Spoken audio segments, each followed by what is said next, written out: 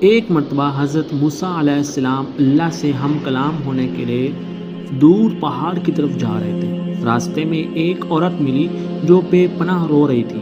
حضرت موسیٰ نے پوچھا، بہن تم کیوں رو رہی ہو؟ عورت نے عرض کیا، میں بے اولاد ہوں، گاؤں کی ساری عورتیں مجھے بانجھ کہتی ہیں، آپ اللہ سے پوچھ کر بتائیں کیا میری تقدیر میں کوئی اولاد نہیں؟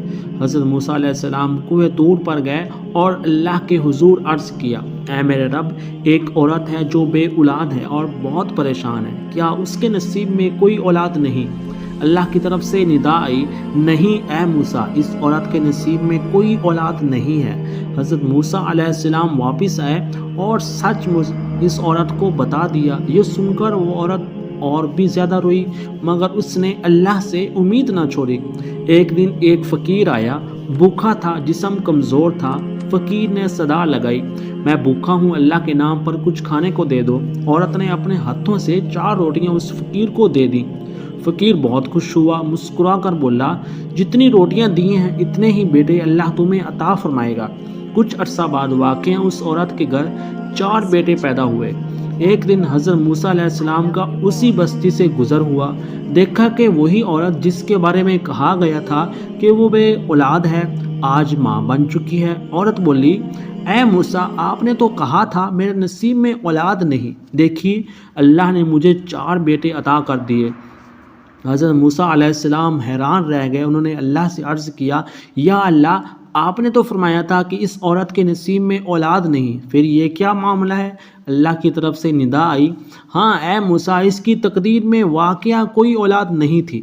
پھر اللہ نے موسیٰ علیہ السلام کو ایک چھری اور ایک پلیٹ دی اور فرمایا، اے موسیٰ، اس پلیٹ میں کسی انسان کا گوشت لے آؤ، پھر میں تمہارے سوال کا جواب دوں گا۔